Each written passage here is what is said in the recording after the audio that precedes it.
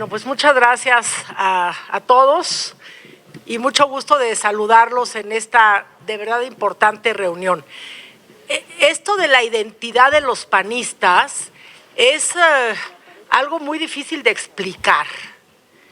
Si nos vamos a los diccionarios, si queremos ver realmente qué tiene que ver esto de la identidad para poder militar en un partido político, tenemos que remontarnos, pues sí, a las definiciones de la RAE, a las definiciones de los diccionarios académicos, filosóficos, pero yo les voy a decir una cosa, la identidad, la pertenencia, la mística de la que nos hablan y la que nos preguntan, y el título de este panel, que es Identidad Mística y Proyección o Proyecto, Propuesta, pues tiene sobre todo que ver con la vida. Yo ahorita me he hecho 20 minutos o comentamos o no entiendo muy bien la dinámica. De verdad, perdón, estamos en familia, ¿no? Entonces, así debemos de repreguntar. La dinámica es que cada uno y cada una de ustedes cuenten con 20 minutos para contestar las 4 preguntas que les vamos a ir haciendo. Entonces, si quieres, maestra Ceci, continúas las 4 una vez. Muy bien. La primera pregunta fue precisamente ¿cómo podemos formar la identidad de las y los panistas? La segunda es ¿en qué contenidos debemos formarnos como miembros de Acción Nacional? Una tercera pregunta un poco más técnica, ¿qué autores o fuentes bibliográficas debemos utilizar como miembros del sistema de capacitadoras y capacitadores para formar la identidad de Acción Nacional? Y la última, ¿qué nos recomiendas a las y los capacitadores desde tu experiencia en capacitación, considerando a las nuevas generaciones panistas y a los que ya son militantes activos de Acción Nacional? Muchas gracias, así podemos aprovechar mejor el tiempo. Muy amable. Bueno, miren, entonces les decía, esto por supuesto tiene que ver con definiciones filosóficas que seguramente aquí Fernando y Julio y sobre todo Guadalupe acá, pues les van a poder dar. Yo me confío plenamente en lo que ellos les digan de esta cuestión más teórica. Yo les quiero decir que la pertenencia, la identidad, la mística de Acción Nacional sí tiene que ver con esto. Si nos ponemos a ver mística, cuando pensamos en esa palabra, pensamos en una monjita, ¿no? Que se eleva del suelo y una persona que sufre lapidación o una cuestión como muy espiritual, como muy fuera del mundo. Y sí es cierto, la palabra mística tiene que ver con misterio. Pero ¿por qué tiene que ver con misterio? Porque es algo que no se puede definir fácilmente, que no basta una definición de ese tipo. Es algo que no se explica muy bien, pero que se vive. Es una forma de vivir que tiene que ver con el amor, que tiene que ver con aquello que va más allá de la actividad cotidiana. Y los panistas, nosotros somos SCAN y entonces pues a lo mejor no tanto, pero a veces también, los panistas decimos es que nuestra mística, la mística de servicio del PAN, y a veces nos llenamos la boca diciendo es que nosotros sí tenemos mística. Y yo les quiero comentar algunos ejemplos muy breves de cuestiones que realmente tienen que ver con la identidad y con la mística y que tienen que ver también con las respuestas a estas preguntas que nos está haciendo Rubén. Miren, hace muchos años había allá en la Villa de Guadalupe, aquí en la Ciudad de México, un viejito panista, bueno, en ese entonces yo era joven, que era don Teofilito. Y él tenía una tienda de artículos religiosos ahí cerca de la Basílica. Y pues estaba discapacitado, su esposa estaba enferma, pues él no podía hacer prácticamente nada fuera de vender artículos religiosos. Y tenía ahí en su tiendita, con los rosarios y los libros y todo, tenía unos ejemplares de la revista La Nación. Y cuando llegaba cualquier persona, a lo que sea, a propósito de Pum, le decía, oye, ¿ya leíste la revista? Porque mira, aquí dice que… Y así evangelizaba Teofilito. Y lo visitábamos y le decíamos, oiga, no quiere venir, no, saben que yo no puedo ir a ningún lado. Él se dedicaba a barrer su tiendita en las mañanas, hablaba de La Nación y decía, nada más les voy a decir una cosa, esta sección electoral, hasta que yo me muera, se va a ganar. ¿Y saben qué? las elecciones, don Teofilito ganó su sección sin salir de su tiendita. Y era feliz y le hizo mucho bien al PAN y mucho bien a México. Eso es mística, eso es pertenencia. Y seguro, eso es del pasado, pero seguramente ustedes conocieron, sobre todo los de San Luis Potosí y muchos otros, a Lupita Rodríguez. Lupita Rodríguez fue una tipaza y bueno, ella desde toda la vida y hasta que se murió, vivió para el PAN. Y era amable, y era simpática, y era dicharachera, y fíjense, fue presidenta municipal interina en San Luis Potosí, y fue presidenta del PAN, y fue diputada federal, y al final de su vida, estaba feliz en el comité estatal del PAN cuidando la biblioteca. A ella no le preocupaba que si llegaba y Lupita y aplauso, no, ella, amiga preciosa, ven a ver aquí los libros que tengo y mira lo que me conseguí nuevo. Era la forma de vivir la mística de parte de Lupita. Estoy dándoles ejemplos que tal vez son un poco viejos para los muy nuevos, pero que también son cuestiones cotidianas. Porque yo les podría platicar de cosas que ustedes saben perfectamente, como la huelga de hambre de don Luis Álvarez, por supuesto, ejemplar, pero es lo que difícilmente a cualquiera de nosotros se nos presentaría la posibilidad o la oportunidad o la necesidad de ponernos en huelga de hambre. Sin embargo, estoy segura que ustedes, muchos también recuerdan a don Esteban Zamora. Don Esteban Zamora, que era de Sinaloa, que luego se vino a vivir a la Ciudad de México, y que todo el día platicaba, peleaba, discutía, y cuando perdía el debate se enojaba, por supuesto, pero ahí estaba firme y encabezaba a panistas descontentos y venían y criticaban y después asumía la responsabilidad que le tocaba como militante. Él también fue diputado, pero su vida cotidiana era una vida de entrega, de ser. Él alguna vez platicó que estando en Sinaloa, por alguna razón, hace muchos años, fue a pedir un préstamo al banco, a ver si podía hipotecar su casa o alguna cosa necesitaba de parte del banco y dijo, oigan, pero es que no traigo ahorita los papeles. Claro, hace muchos años, ¿verdad? Ahora eso creo que no se podría hacer. Oigan, pero es que no traigo garantía. No se preocupe, don Esteban, pues usted es panista, ¿no? ¡Oh! Y le dieron el crédito. ¿Se imaginan? ¿Por qué? Porque daba testimonio, porque era una persona proba, vertical. Ese es el tema. Aquí está grillándome Fernando. Pero bueno, entonces ellos vivían la mística, la vivían todos los días en cosas cotidianas. Entonces sí tiene que ver con monjitas que se elevan desde el suelo. Pero más que eso tiene que ver con dar testimonio diario de lo que sucede.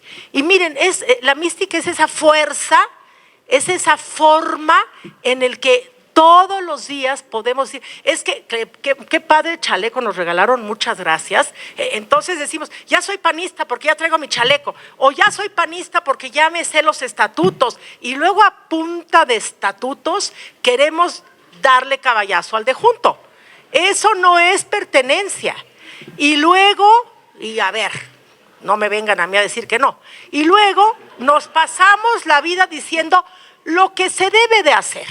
Oye, es que, ¿por qué Marco Cortés no sale y decide en este momento que esto no puede ser? Oye, es que el presidente de mi comité, a ver, está muy bien, pero la mística, la pertenencia, tiene que ver con cosas más de fondo, tiene que ver con una convicción. Miren, hay una palabrita por ahí, más o menos desconocida, que es la parresía. La parresía es el valor, es la audacia, es el decir todo lo que tengas que decir con fuerza y con elegancia y con decencia, viendo el momento de hacerlo. Eso es. Y tener la capacidad de asumir y hacerte responsable de lo que estás diciendo. Eso es pertenecer al PAN. Y así como en lo individual, todas y todos necesitamos para estar aquí tener esa mística. Así como en lo individual lo hacemos, también en lo institucional. la sola existencia del PAN es un ejemplo de mística institucional. Miren, también en alguna pregunta decían que qué fuentes y no sé qué. Miren, aquí hay este libro que no sé si todavía puedan encontrarse algunos ejemplares. Lo escribió Soledad Loaesa en el 1990, 99 creo. Se llama El Partido Acción Nacional, La Larga Marcha, 1939-1994. La larga marcha estéril. Y en este libro, Soledad y en muchos otros escritos, dice que no se entiende fácilmente la perseverancia del PAN como institución, pierde y pierde y pierde elecciones. Esto es algo que no se explica fácilmente y tiene que ver con esa capacidad, con esa fuerza interior que por supuesto, y es importante decirlo, no elimina los muy positivos, favorables deseos, ambiciones personales, legítimas. Yo quiero ser diputada, yo deseo ser regidor. Sí, esas ambiciones personales son absolutamente legítimas y válidas. No las eliminan, pero las superan. Y ahí les va otro ejemplo. Antes así se usaba. Y conste que de ninguna manera yo digo que todo tiempo pasado fue mejor. Eso no es cierto. No todo tiempo pasado fue mejor, porque luego decíamos, ¿te acuerdas cuando éramos buenos? Y ahorita, ¿por qué no somos, verdad? Entonces, no es cierto. Pero hace muchos años, un día tocaron la puerta de mi casa y me venían a buscar que si no quería yo ser diputada. Y yo, ¿qué? Bueno, candidata a diputada. Entonces, no, pero ¿cómo? Yo estoy muy chiquita. No, pero mira, tú eres mujer y eres maestra y conoces a toda la comarca y entonces tal vez… Pues lo que pasa es que no tenían candidatos, hombre, no se hagan. No es que yo era así muy acá, es que no tenían candidatos, así sucedía. Y ándale, y yo tenía mucho miedo porque pues, era muy chava y decía mamá, ¿no? Y entonces mi papá me dijo, oye, vamos a ver a don José González Torres, que vivía ahí cerca de mi casa. Como ustedes son scan, no les voy a decir quién era don José porque ya lo saben, ¿verdad? Bueno, sí, porque luego tiene uno que andar con explicaciones con los que no saben esas cosas. Entonces, ahí vamos con don José y mi papá, que se moría de ganas que su hijita fuera candidata, por supuesto. Le dice, oiga, don José, pues aquí le traigo a Ceci. Ay, qué bueno, ¿no? Es que mire, le están invitando a ser candidata y pues tiene ciertas dudas y temores. Y pues a ver, usted anímelo a don José, ¿no? Y yo, ay, mamá. Bueno, ya me estuvo dando ahí consejitos don José. El partido te va a ayudar, mira. A lo mejor te da unos volantitos. Y bueno, pues tú puedes con toda tu familia tan panista que te ayude. Y yo, ay, don José, pero me da miedo. ¿Pero qué te da miedo si tú hablas todos los días con todo el mundo y traes comal y metate en la iglesia y en la escuela y en todas partes? ¿Por qué te da miedo? Y le decía, ay, no, don José, es que me da miedo a mí la tribuna y la cámara. Ay, no, ni te preocupes, hombre, si vas a perder. Palabra de honor. Entonces, así a mí me pasó, a mí no me lo cuenta nadie. Ese tipo de cosas tienen que ver con la identidad. Ya, muchos años después ya acepté ser candidata y luego diputada y luego senadora y luego todo lo que quiera, ¿verdad? Pero ese tema tiene que ver con la pertenencia, tiene que ver con la mística.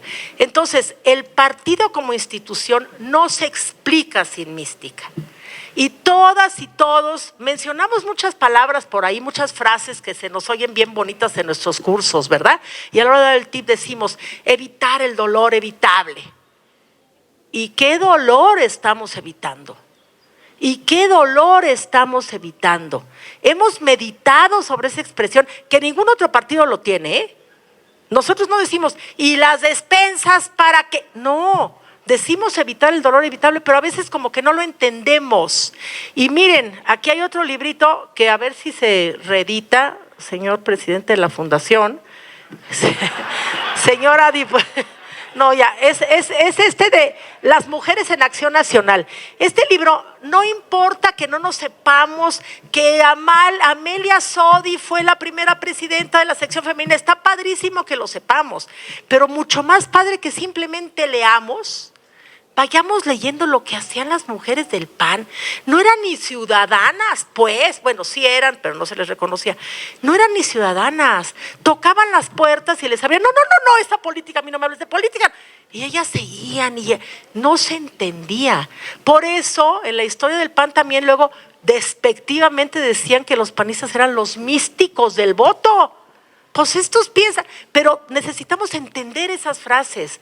Si no las entendemos, si no las llenamos de contenido, la verdad se nota que nada más andamos ahí presumiendo de que ya leímos no sé qué cosa. Esos temas son los que vale la pena para poder realmente dar testimonio, que es lo más importante. O sea, nos decía hace rato Armando, por ejemplo, ¿no? Necesitamos ganar tantos más cuantos distritos y necesitamos hacer, ¿y cómo le vamos a hacer? Miren, acaba de pasar la Cuaresma y todas esas cosas y algunos recordamos aquella marcha por el desierto, ¿no? De Moisés. Se tardaron 40 años. El PAN tiene 83 años. No tenemos nada que ver con Moisés. Pero de todas maneras, ¿cuántos años vivió el Partido Acción Nacional sin tener la primera gubernatura? 50 años. Entonces los politólogos del mundo, los estudiosos de la política, dicen que es un ejemplo que no se conoce en el resto del mundo de un partido de ciudadanos que voluntariamente, y por cierto, ser voluntario no quiere decir que te paguen o te dejen de pagar. Hay personas que reciben una remuneración del partido que hacen un trabajo voluntario heroico. Y hay personas que no reciben remuneración del partido y que se la pasan presumiendo que yo soy muy… y no hacen el trabajo. Entonces, la pertenencia al PAN es saberse el PAN. Porque cuánta gente no le hemos oído que nos dice, ay, es que, oye, yo quiero entrar al PAN. Y entonces quieren la dirección de Avenida Coyoacán 1546 y piensan que entrando aquí ya son del PAN. No, ser del PAN es algo que va mucho más allá de eso. Hablando de libros, aquí hay otro que se llama La democracia indispensable, que es de Alonso Lujambio, y eso también es algo digno no sé, no, este no es del PAN, pero es muy buen libro, o sea, no quiere si nada más le dé. En este libro, Alonso, que por cierto Fer también tuvo que ver algo aquí, ¿no? Alonso dice que la fundación del PAN tuvo que ver con tres momentos importantísimos que le dieron a Manuel Gómez Morín la posibilidad de crear el partido. Y por cierto, discúlpenme que les presuma, pero me lo dedicó Alonso Lujambio y dice, para Cecilia Romero, distinguida panista, querida amiga, Alonso Lujambio. Así que ya se los dije. Miren, aquí hay una cosa, la idea, el liderazgo y la coyuntura. La pertenencia al PAN, la mística del PAN, el proyecto del PAN, tiene que ver con eso. No tiene que ver solo con los hermosos chalecos que nos regalaron. No tiene que ver solo con la padrísima manta que traen los de Chihuahua. Tiene que ver con muchas cosas más. Miren, la idea. Si ustedes recuerdan, don Manuel tenía la idea de fundar un partido desde 10 años antes y Vasconcelos y todo eso. Esa idea tiene que ver con una convicción de que había que hacer cosas. Esa es la valentía, la determinación. Pero después se necesitó el liderazgo. El liderazgo que tiene que ver con que todo el mundo te conozca porque eres panista, porque eres decente, porque eres cumplida, porque eres amable, porque llegas temprano, porque sonríes, porque eres empático. Esas cosas se tienen que vivir cada día. Y el liderazgo tiene que ver con tomar la iniciativa y tiene que ver con estar dispuesto a sacrificarte por los demás, aunque a ti no te dé tiempo de llegar. Y tiene que ver con que los nuevos panistas y los viejos panistas se puedan hablar unos con otros. Luego dicen, ya llegaron los jóvenes, háganse a un lado los viejos. Y luego dicen los viejos, no, que nos den un espacio a los viejos en los estatutos. Nada más faltaba que yo viniera a hablar aquí mal de los estatutos, y he estado en reformas estatutarias 1000 veces, incluso en esta última reforma estatutaria. Y por supuesto que necesitamos ver esa cuestión de las cuotas y demás, pero el tema de la intergeneracionalidad en el PAN es la que nos permite darle continuidad a la historia del PAN, darle ese cauce que se tiene que ir haciendo cada vez más amplio, en donde no sepamos si es que ayer éramos bonitos y ahora ya somos malos, y que ahora no, éramos los enemigos del PRI y ahora ya somos amiguitos y eso no puede ser. Y intergeneracionalidad tiene que ver con pertenencia, tiene que ver con mística. Y lo último que se dice sobre esto de la fundación del PAN es la coyuntura, el momento que se dio para el caso de la fundación del PAN en el 39, fue cuando se conjugaron las voluntades, las almas, no los dineros, no las consignas, no los sermones, la determinación de hacer cosas para realmente cambiar a México, para realmente servir a los demás. Esa coyuntura que se dio en el 39 para fundar el PAN, es la que se nos está presentando ahorita para salvar a México. Esa es la coyuntura. La idea ya existe, la obra del PAN ya existe, el liderazgo. Vayamos a nuestras colonias y veamos todos los líderes que tenemos. Y de ahí tiene que surgir la coyuntura. Y la coyuntura es la de todos los días. Y la pertenencia al PAN es la que nos da la capacidad de detectarla. Y otro libro que les quiero recomendar es este de Luis Felipe Bravo Mena, que se llama Acción Nacional Ayer y Hoy. No para que aprendamos, insisto, no para que aprendamos de memoria los números y los porcentajes de votación que se obtuvieron en cada elección, sino para que veamos cómo. Aquí hay que leer lo que hizo Rosas Magallón en Baja California, aquí hay que leer lo que hizo Norberto Corella, aquí hay que leer lo que hizo Pancho Barrio, y aquí también hay que añadir a la historia del PAN. Esta historia del PAN llega hasta 2006. La historia del PAN de las mujeres llega hasta el 2000. Necesitamos darle continuidad a ese cauce maravilloso del Partido Acción Nacional, pero eso no lo tiene que hacer solamente el Comité Ejecutivo Nacional o solamente los que, por favor, que se pongan a repartir volantes porque está muy feo y no. Es esa fuerza invencible que no para ante los obstáculos, esa determinación de hacer las cosas y que, por supuesto, siempre tendrá motivos espirituales, pero no los que decimos, insisto, cada vez, sino ¿qué te mueve a estar en el PAN? Insisto y termino, no se trata de hacer a un lado y olvidarnos nuestros intereses personales o nuestras aspiraciones legítimas. Se trata de que sean superadas, que sean espiritualizadas por esa determinación de trabajar por el bien común. Porque dentro de las muchas frases que seguramente muchos no sabemos, hay una que es importantísima y que nosotros como capacitadores debemos dar testimonio de ella. Y es, don Manuel siempre lo dijo, lo que necesitamos es contrastar nuestras posiciones, nuestros puntos de vista, nuestras formas distintas de ver, discutir, dialogar, votar y al final tener la capacidad de darnos la mano sin reserva porque tenemos un fin común que es el bien común a través de este instrumento de la sociedad que se llama Partido Acción Nacional. Gracias.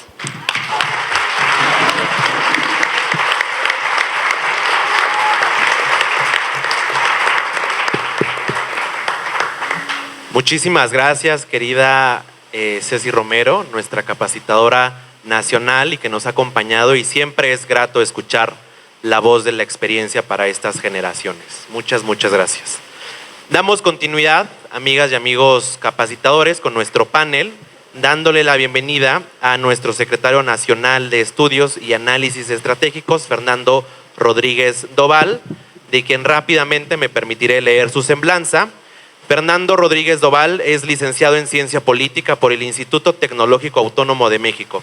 Es maestro en Gobierno y Política Pública por la Universidad Panamericana y maestro en Democracia y Parlamento por la Universidad de Salamanca en España. Actualmente cursa el doctorado en Historia del Pensamiento en la Universidad Panamericana. Ha sido diputado en la Asamblea Legislativa del entonces Distrito Federal y diputado federal en la 62 Legislatura del Congreso de la Unión. Dentro del Comité Ejecutivo Nacional ha ocupado diversos cargos, desde secretario de Comunicación, vocero del Comité Nacional, director de la Fundación Rafael Preciado, secretario general y secretario de Estudios y Análisis Estratégico, cargo que ocupa en la actualidad. Muchas gracias, querido secretario Fernando Rodríguez Doval, por siempre acompañarnos dentro del área de formación y capacitación.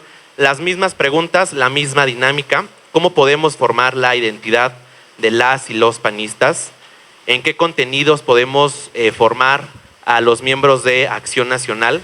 ¿Qué autores o qué referencias bibliográficas nos puedes complementar para la formación de los cursos de capital humano que damos de este lado del sistema de capacitadores? ¿Y qué nos recomiendas a las y los capacitadores tomando en cuenta las nuevas generaciones, a los nuevos panistas que se incorporan y a los que ya están dentro de Acción Nacional? Muchas gracias, querido secretario. Muy bien, muchas gracias, Rubén. Gusto estar aquí con todas ustedes y con todos ustedes, ver a tantas caras conocidas, a tantos amigos de muchos años de todo el país. También, por supuesto, me da muchísimo gusto compartir este panel con también amigos muy queridos. Muchas gracias, bueno, Rubén, Ceci Romero, Julio, María Guadalupe, José Miguel. Ya no hay nada más por allá está Maggie también, por supuesto. También, Maggie, muchas gracias por la invitación y también por tu gran entrega en esta tarea tan noble que es la formación y la capacitación en el Partido Acción Nacional.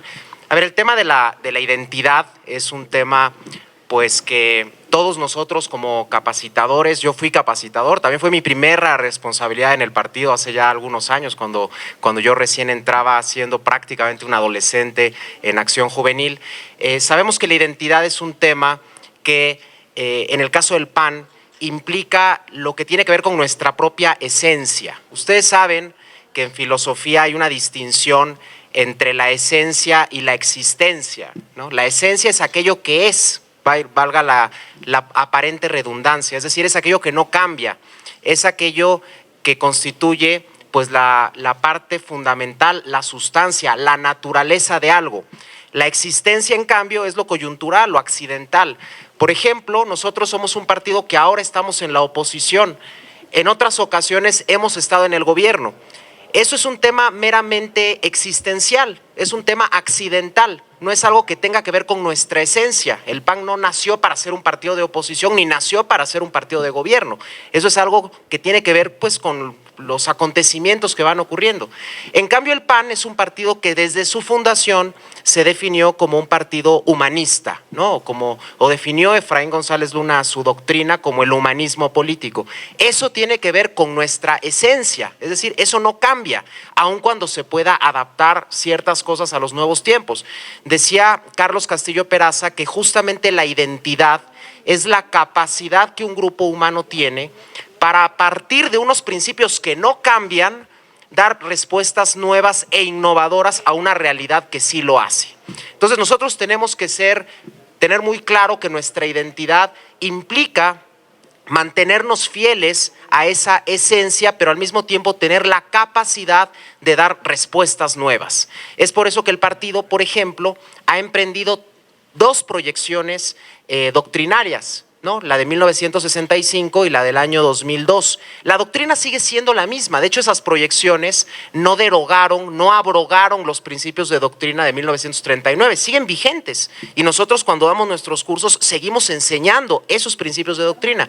Pero esas proyecciones doctrinales son precisamente pues esa capacidad de dar respuestas nuevas a partir de nuestra esencia y a partir de nuestra identidad. Justamente decía también Carlos Castillo Peraza que un partido político es la expresión política y electoral de una cultura, ¿no? Nosotros somos parte de la cultura humanista, que es una cultura que no inventó el PAN.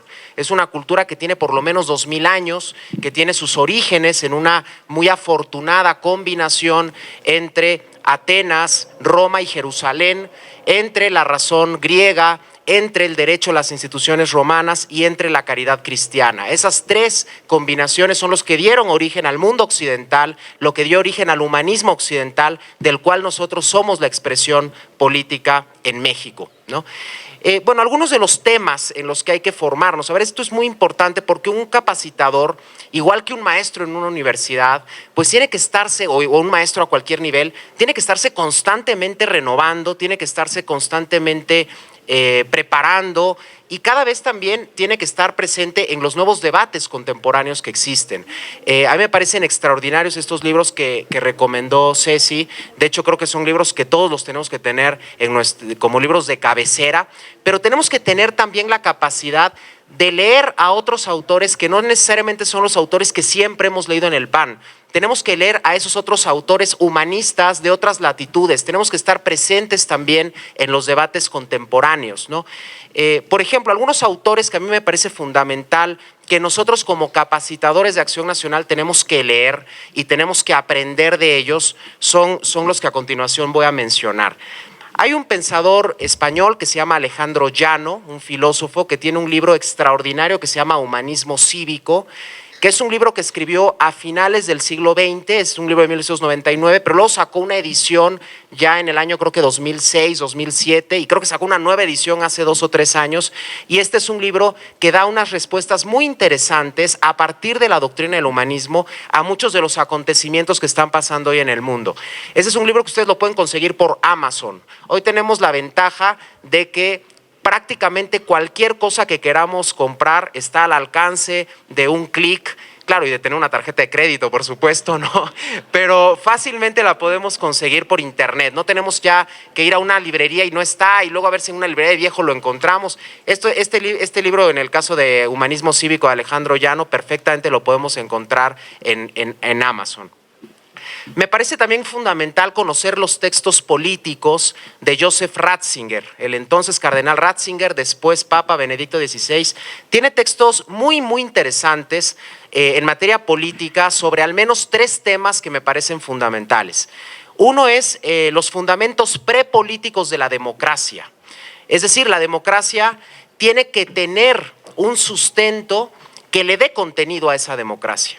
Porque si no tenemos esos sustentos prepolíticos en la democracia se puede acabar convirtiendo en una tiranía. Eso decía el cardenal Ratzinger. Yo recomiendo mucho que leamos los textos relacionados con este tema, también con el tema del relativismo, la relación del relativismo con la política, porque eso es algo que cuando lo empecemos a desarrollar nos vamos a dar cuenta que nos va a dar muchas respuestas a los problemas de la actualidad, y también todas las reflexiones del cardenal Ratzinger o Papa Benedicto XVI sobre la libertad religiosa, sobre el derecho humano a la libertad religiosa. Son 3 materias, entre las muchísimas de las que él escribió, que creo que como capacitadores nos pueden servir. Otro autor muy interesante, también muy enfocado en los temas del humanismo, es Enrique San Miguel.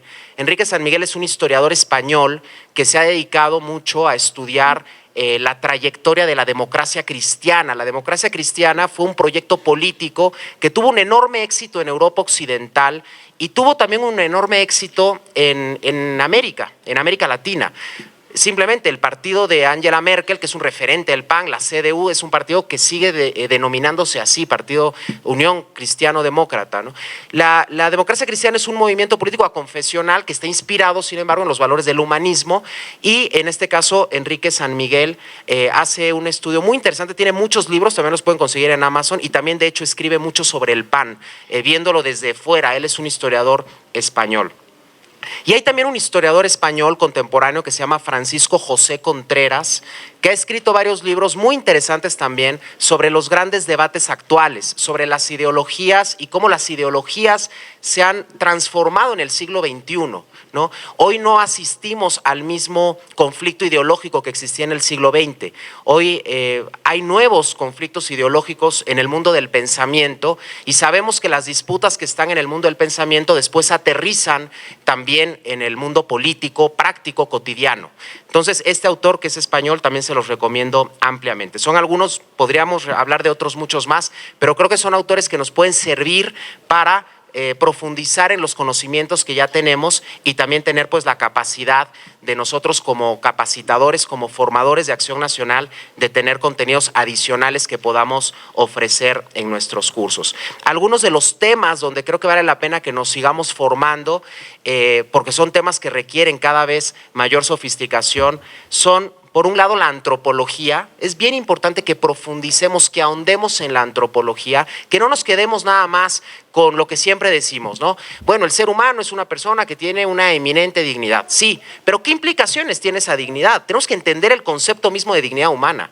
Prácticamente cualquier político de cualquier ideología va a defender eso, va a decir que el ser humano tiene dignidad. Desde luego, qué bueno que así sea, ¿no? Pero ¿qué implicaciones tiene la dignidad? En el humanismo sabemos que la dignidad se deriva de la naturaleza material y espiritual del ser humano, que eso obliga a que actuemos conforme a nuestra propia naturaleza y que por lo tanto, a través de nuestra inteligencia y de nuestra voluntad, busquemos el bien y la verdad.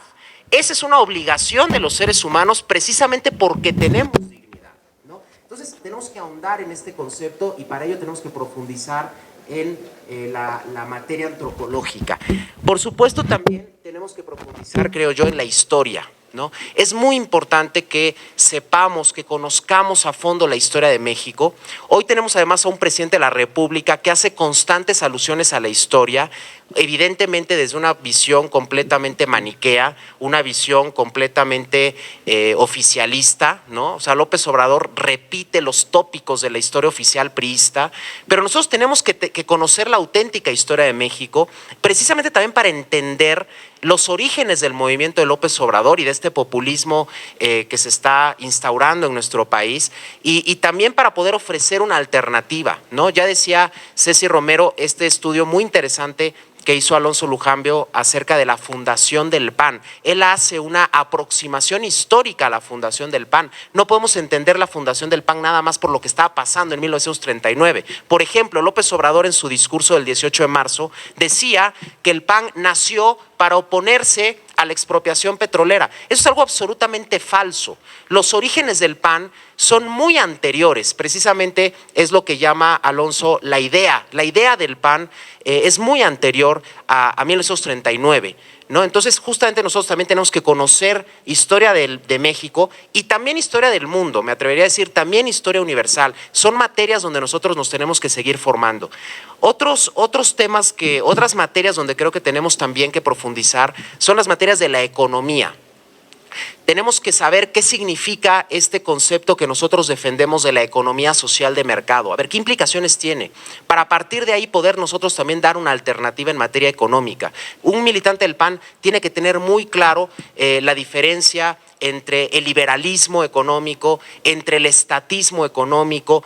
Hay además muchas discusiones, por ejemplo, esta semana se ha discutido mucho en Cámara de Diputados esta propuesta muy demagógica de Movimiento Ciudadano de que hay que poner en la Constitución 2 días de descanso, ¿no? Bueno, a todos nos parece muy bien, es más, que no sean 2, que sean 5, ¿no? O sea, que sean 6, o mejor ya no trabajemos y que cobremos todos, ¿no? Y listo, ¿no? Yo creo que todos estaríamos de acuerdo en eso, que regresáramos al paraíso que está en el Génesis, donde todos los días eran domingo, ¿no? O sea, donde no había que trabajar, ¿no? O sea, ojalá así fuera.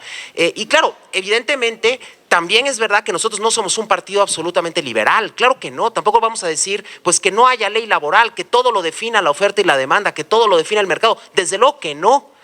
Entonces tenemos que encontrar un equilibrio y tenemos que saber, por ejemplo, cuál es la importancia de la microempresa en una economía. Ustedes sabían que más del 90% de las empresas que hay en este país son microempresas con máximo 3 empleados, son la tiendita de la esquina, son la fondita que están ahí, y vele a decir a una tiendita que tiene 2 empleados, que son los que generan más riqueza, vele a decir que le tiene que pagar el triple a su otro empleado, pues esa empresa va a cerrar y entonces van a quedar 2 desempleados, ¿no? Entonces estas propuestas aparentemente muy buenas, muy generosas, en el fondo tienen incentivos perniciosos que acaban generando desempleo o peor aún informalidad, ¿no? Decir, güey, pues mejor no te voy a contratar, mejor te voy a pagar por fuera sin que tengas ningún derecho, porque además ya no existe el seguro popular, sin que tengas ningún acceso a seguridad social, a servicios de salud, pero bueno, pues a cambio de que pues no te aplique la nueva ley laboral. En fin, Vamos a continuar con nuestro panel, pasándonos brevemente a una parte más filosófica, más ética, que también tiene mucho que ver con la relación y con el trabajo que hacemos de este lado de formación y capacitación, dándole la bienvenida a José Miguel Ángeles de León, un querido compañero que nos ha ayudado mucho también en la Secretaría por medio del Centro de Investigación Social Avanzada, Rápidamente voy a permitirme leer tu semblanza, querido José Miguel. Es licenciado en Filosofía por la Universidad Autónoma de Querétaro y cuenta con una maestría en Filosofía por la Universidad Iberoamericana de la Ciudad de México. Es egresado del Programa Internacional de Doctrina Social de la Iglesia de la Academia en Líderes Católicos en la Pontificia Universidad Católica de Chile y en la Universidad Finisterrae en Santiago de Chile. Actualmente y desde 2018 es coordinador y profesor investigador de la División de Filosofía del CISAF, donde investiga principalmente sobre antropología, filosofía, filosofía de la persona humana, filosofía política, doctrina social de la Iglesia y el ontologismo moderno. También es profesor de la asignatura en licenciatura de la Filosofía del Colegio Universitario de la Santa Cruz en Santiago de Querétaro, donde imparte las asignaturas de Filosofía del Lenguaje y los seminarios de Platón y de Aristóteles. Muchas gracias, querido José, por acompañarnos y por todo el acompañamiento de este lado. Misma dinámica, mismas preguntas. ¿Cuál consideras que puede ser los factores para formar la identidad y la mística de las y los panistas? Y sobre todo, ¿qué recomiendas a las y los capacitadores para la formación de los talleres y de los cursos de capital humano con el enfoque filosófico? Muchas gracias. Gracias, Julio.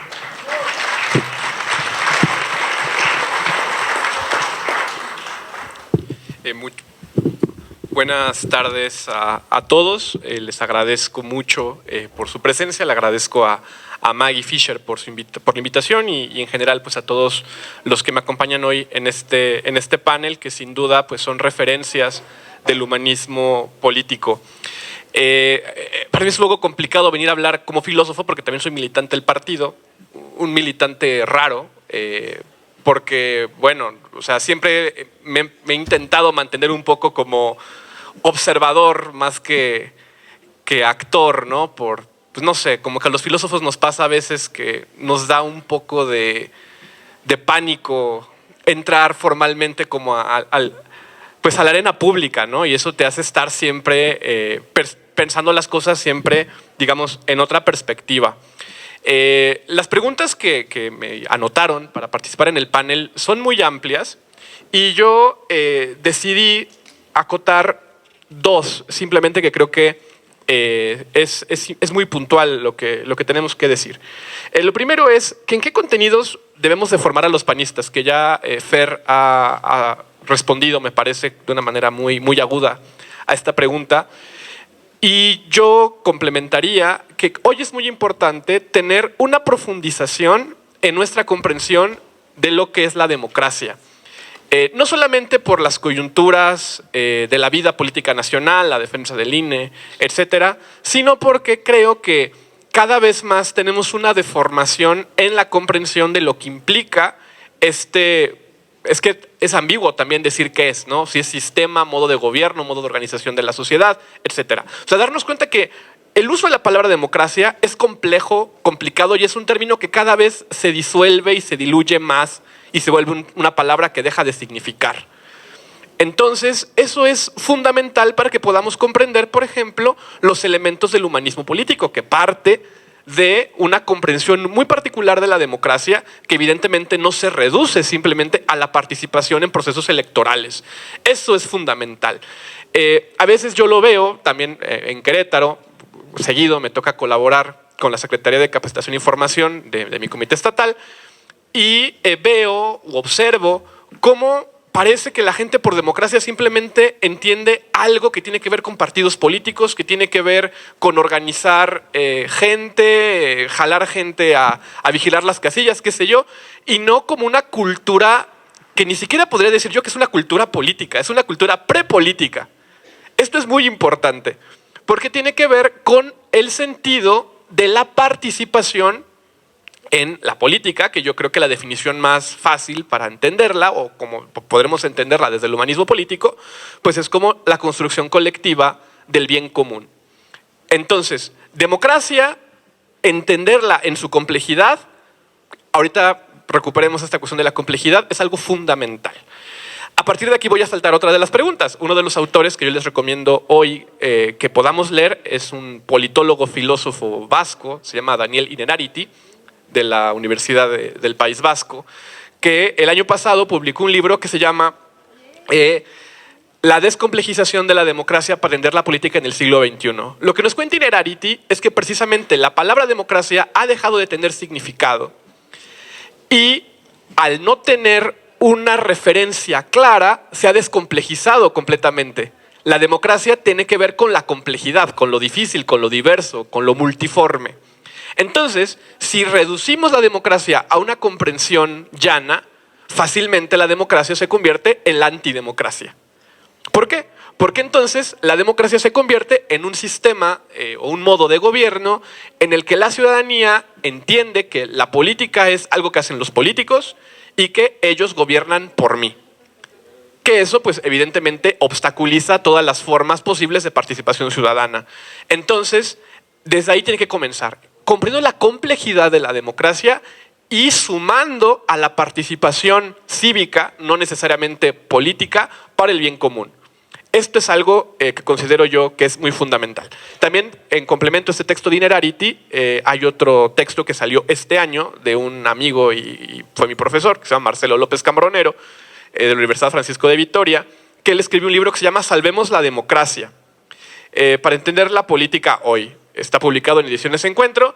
La hipótesis del profesor López Cambronero es básicamente que si no recuperamos el principio de subsidiariedad como elemento fundacional de la democracia está condenada a ser absorbida por los movimientos populistas.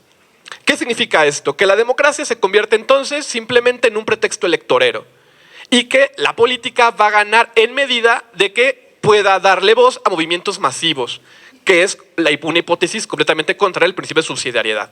Entonces, ¿cuál es la hipótesis de Marcelo López Cambronero? Es que repensemos de nuevo la democracia partiendo desde la persona y desde las sociedades intermedias hacia el Estado. ¿Esto que implica?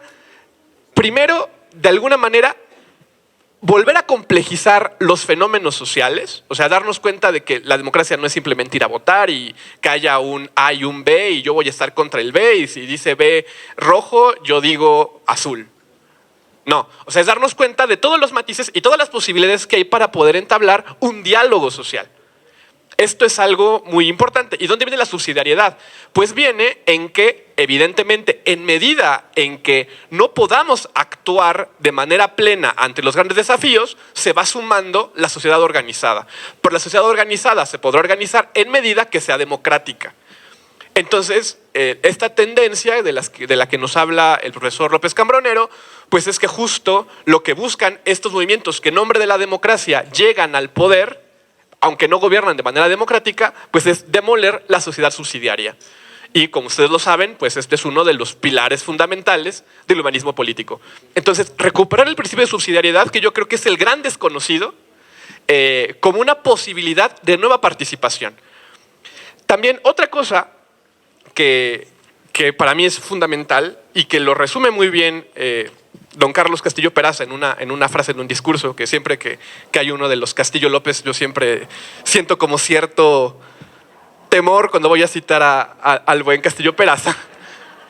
Dice: la profundización de la doctrina e historia del partido como elemento central de inspiración, fundamentación y unidad es la garantía de que la organización política no será un fin en sí misma. Entonces, ¿cómo podemos evitar los pragmatismos coyunturales que a veces se viven en la vida del partido? Pues profundizando en la doctrina y en la historia del panismo, que creo que es algo común que hemos estado diciendo en este panel, ¿no? Y esto implica que ustedes como capacitadores, pues también se capaciten en temas humanistas. O sea, ¿cómo intentan enseñar en el humanismo político si no son humanistas? Y el humanismo no es una etiqueta, o sea, no es un adjetivo. Yo creo que ni siquiera es un sustantivo como tal, es un ser humanista, o sea, ser como un verbo. Es algo que tiene que ver con una coherencia, con un ethos, con un carácter, con una manera de estudiar y tener una coherencia de vida. Es un compromiso existencial, de alguna manera, ¿no? Y esto implica, pues, estar siempre en un constante diálogo y en una constante formación en todo tipo, que no solamente es una cuestión intelectual, también tiene que ver, pues, digamos, con mi manera de conducirme en la vida pública. Porque al final somos ejemplo. Y entonces, como ejemplo, pues la mejor manera como podemos educar es cumpliendo con aquello que decimos que creemos, ¿no? Este es, por ejemplo, creo que explica un poco mi aversión a cierta manera de militancia, porque pues yo lo que he visto, digamos, yo tengo 29 años, o sea, crecí en el panismo glorioso del estado de Querétaro, pues digamos, no he visto muchas veces esta coherencia. O sea, para mí, aunque nací, digamos, en un contexto triunfalista panista, para mí fue un gran tesoro redescubrir la esencia de Acción Nacional ya con Acción Nacional en el poder. O sea, es una cosa curiosísima, ¿no? Pero que precisamente hace que valores más lo que implica esta identidad. Y que, sobre todo con las generaciones más jóvenes, creo que hay una gran deuda, porque lo que nos ha tocado ver, pues no es o no son las grandes glorias de las que pues las personas que han estado antes que nosotros en esta brega de eternidad pues han podido testimoniar de una manera, digamos, más plena. Y creo que justamente cuando entendemos esta brega de eternidad como una tradición que va respondiendo a las exigencias del día a día, pero en plena fidelidad con unos valores, con unos principios, pues adquiere sentido nuestra acción política. Pero esto, sobre todo para los capacitadores, pues no es algo que puede ser simplemente un impulso, digamos, vital de echarle ganas. O sea, sí se tiene que cultivar la cabeza en estas cosas muy particulares y pues hay una gran riqueza de textos, de discursos, de materiales que nos pueden ayudar, pues digamos, a profundizar en estas cuestiones. También, digamos, otras claves que yo creo que nos pueden ayudar para ver lo que hoy tenemos es el tema de la diversidad y de la pluriformidad. O sea, cuando empiezan a converger muchísimos discursos, por ejemplo, en el partido, en la sociedad, cuando viene el tema de las alianzas y demás, nos cuesta trabajo, digamos, encontrar esta identidad en la diversidad. Y parece que es fácil oponer lo idéntico, lo uno, con lo diverso, y que es A o es B. Y esto es un gran problema porque entonces pues, esto nos lleva a radicalismos de las dos formas, ¿no? Y a polarizaciones. Entonces yo creo que lo fundamental para la vida del partido es entender o encontrar pistas para que pueda haber una pluriformidad en la unidad. O sea, diversidad en la acción en fidelidad a los principios de doctrina. Y eso es algo que es un desafío que se tiene que construir. Es algo que no es algo tan evidente y que tiene que ver con cambiar nuestra manera de pensar dialéctica, donde todo es oposición, donde todo es A contra B, ¿no? Y donde no hay una posibilidad en la que converjan A y B. Esto es algo que tiene que ver con cuestiones muy filosóficas porque parece que tenemos una tendencia siempre a pensar la lógica en términos polares. Pero podemos encontrar una manera en la que puedan converger estas distintas realidades sin que una suprima la otra, lo cual tampoco significa que caigamos en una especie como de falsa tolerancia o en una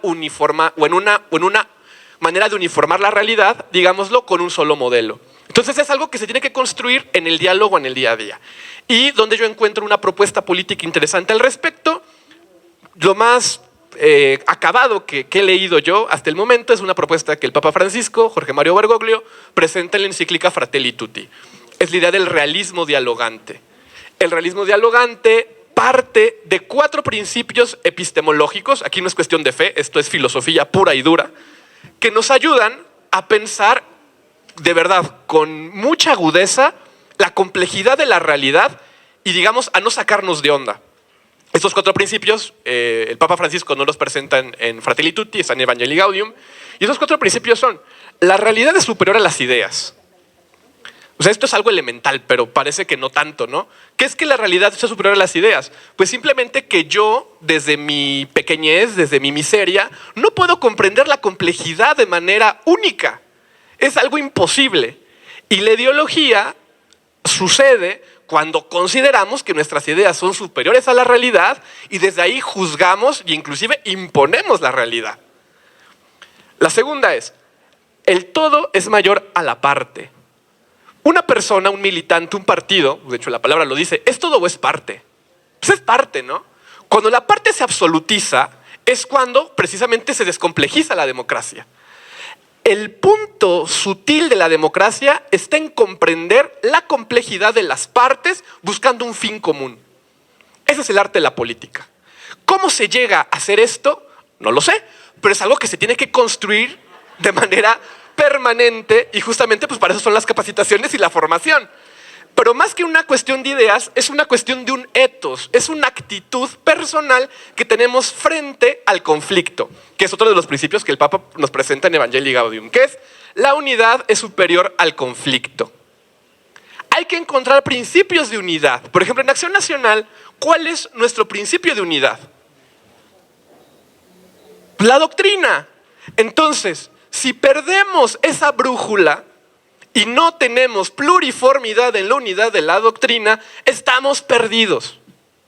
Ese tiene que ser, yo creo, lo principal de ustedes como capacitadores. Llevar la doctrina del pan que verdaderamente sea la doctrina del pan. No mi interpretación ideológica a partir de lo que yo considero que pueda ser la dignidad de la persona humana, sino lo que es. Y eso es un desafío antropológico que implica una formación permanente, por ejemplo, en temas filosóficos. Ese es el desafío de ustedes y creo que pues estamos a tiempo de poder llevarlo.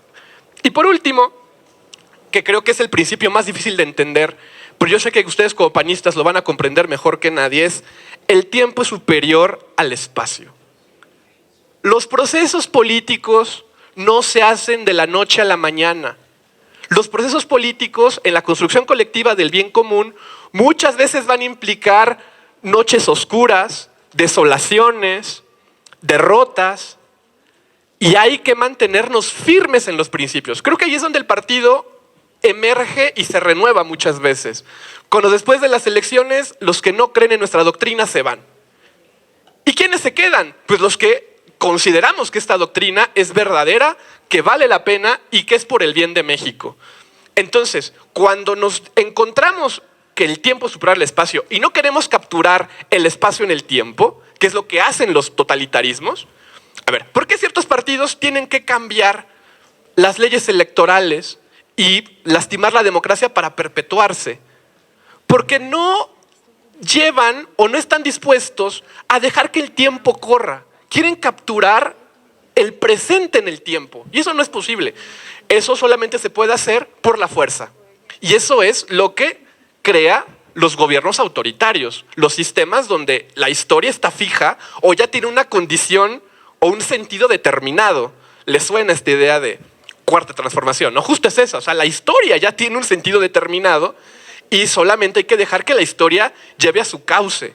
Esta idea, pues, un filósofo Hegel la proponía como el sistema lógico de la realidad. Y esto se liga con lo primero que les decía. Para Hegel, lo que hace que la historia avance es la confrontación polar. Un A que vence un B. Para Hegel es imposible que puedan converger A y B siendo, o que la diferencia no termine siendo, digamos, absorbida por la unidad, o viceversa. Entonces, por eso, y ya con eso termino, otro autor que yo creo que vale muchísimo la pena recomendar y que una vez salió ahí en Twitter una discusión con Ferdoval es Romano Guardini. Es un autor complicado que a lo mejor no vamos a entender mucho, pero es el único filósofo que yo conozco que ha propuesto un modelo de comprensión de la realidad que no sea A contra B, sino donde puedan converger A y B siendo. Y esto es fundamental para una teoría política. Desgraciadamente, parece que no podemos a veces comprender la política más allá del conflicto y no podemos ver estos principios de unidad que, bueno, los grandes filósofos de Acción Nacional han insistido mucho en ello. O sea, por ejemplo, yo ahorita recuerdo, así cito un poquito de memoria, a González Morfín en el solidarismo, donde habla de que, bueno, lo primero que tenemos que entender al participar en política es que el contrincante es persona, tiene dignidad y que el fin de la política no es eliminar al otro, sino ver la manera de que podamos converger por un bien común. Y esto, y con esto termino, pues me lleva a lo último, ¿no? Que creo que la cuestión fundamental en la formación, más allá de estas teorizaciones, es que todas estas teorizaciones nos puedan dar un sentido de lectura de la realidad. A veces perdemos esa capacidad de juzgar nuestro tiempo por nosotros mismos y lo hacemos a partir de comentadores, a partir de perspectivas que nos da X medio, X filósofo, X qué sé yo. Lo importante es tener suficiente criterio para que yo me pueda confrontar con la realidad desde mi persona, siendo yo parte, y desde ahí haga mi lectura.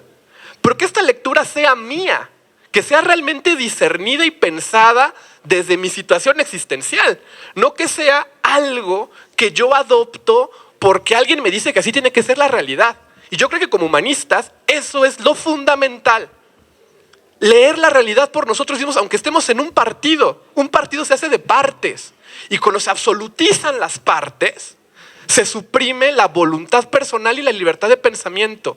Y aquí está el tema de la libertad de adhesión. Si tú te das cuenta de que tus ideas no son compatibles con la doctrina, pues ¿qué haces aquí, no? Pero si tú te das cuenta que estás de acuerdo con estos principios y que la diversidad se da, por ejemplo, en la acción, Castillo Peraza hace una genial distinción entre doctrina e ideología al respecto, pues ahí es donde realmente nos damos cuenta que hay un sentido de la acción política. Y eso es algo que creo que no se puede perder de vista, porque de lo contrario, como decían con esta cita con la que comenzaba el panel, pues la política se convierte en un fin en sí mismo y no en un medio para la construcción colectiva del bien común. Muchas gracias.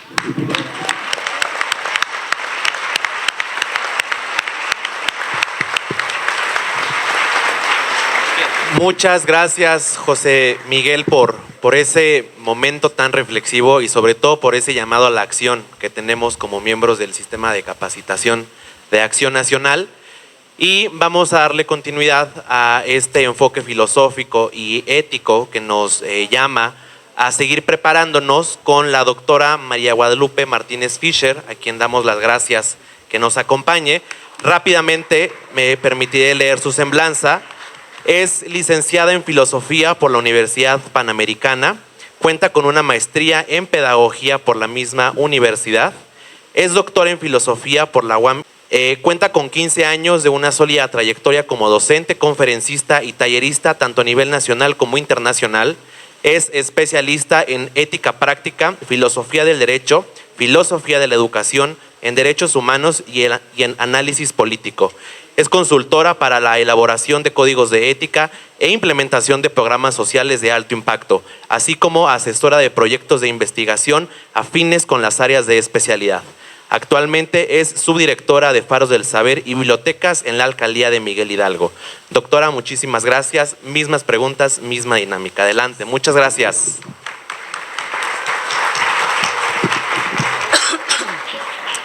Bueno, primero, nada más por el tema de mi propia conciencia, y para ser explícito eso, yo pedí el día en mi trabajo para poder estar con ustedes, pedí el día de vacaciones y no considero una mejor manera de pedir vacaciones que no sea venir a platicar y a reflexionar con ustedes y para platicar de estos temas tan importantes, ¿no?